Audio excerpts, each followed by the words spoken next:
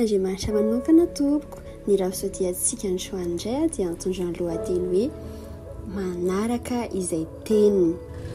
Ao amin'ny Jaona 1:7-7 dia mivaky toy izao amin'ny anaran'i Jesosy: fa raha tonga ny fanahin'ny fahamarinana dia izy no hitari-dalana anareo ho amin'ny marina rehetra, fa tsy teny ho azy izy fa izay ho reny dia ho lazainy avokoa, ary ny zavatra ho avy aza dia ambarany aminareo. Amen. Rehefa miondrika amin'ny fanahy masina ianao dia tsy maintsy miondrika ny teny.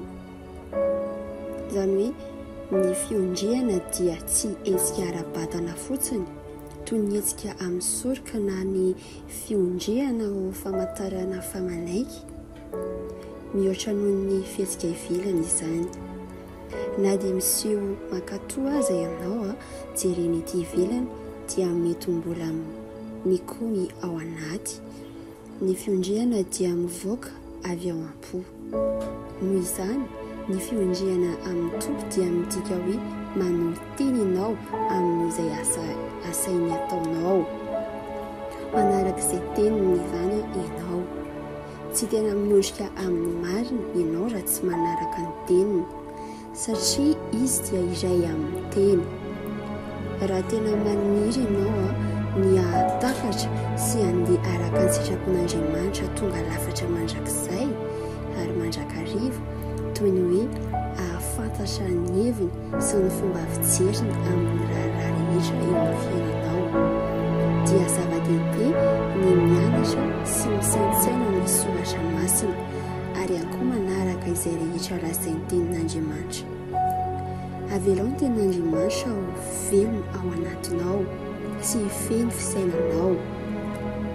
Arakaraka ny amelanao ny tenin'Andriamanitra hifeny sainao, ny fanapahan-kevitrao, ny fomba fisaina ary ny fomba ahitanao ny zava-misy no ahatonga ny fanahy masina hifeny fiainanao. Hitarika anao izy amin'ny alalan'ny teniny. Be dia be ny feo eto amin'izao tontolo izao, saingy hoy ny Tompo Jesosy: ny ondriko mihaino ny feoko ary izaho mahalala azy ary izy manaraka ahy. Izany teny izany hitantsika amin'ny Jaona 10:7-20.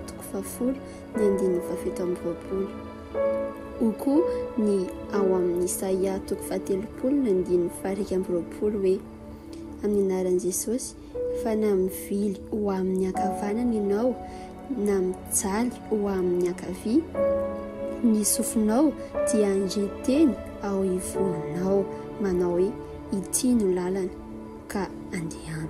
Amen. Ahoana no hitsaranao ny feo renao? Amin'ny alalan'ny fahalalana tenin'Andriamanitra ihany no ahafahanao manavaka sy manaraka ny fitarihany. Noho izany milomanosa ao amin'ny teny ary avelao izy amin'ny molavolan'ny lafiny rehetra eo amin'ny fiainanao. Amen. Voninahitra ho an'Andriamanitra ihany tiako ianao amiarina ampandrisen-dahatra ny mivavaka izay ataontsika eto. Tiako ataonao amin'ny fo dia tena miresaka amin'Andriamanitra ianao, fa mihaino anao izy. Ray malalo, ny teninao no mifehy ny eritreritra, ny fanapahan-kevitro rehetra ary ny hetsika rehetra ataoko ary mamolavola ny fiainako hifanaraka amin'ny sitraponao tonga lafatra.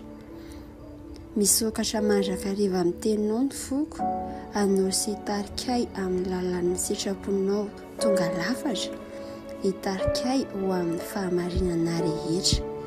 Amin'ny anaran'i Jesosy. Amen.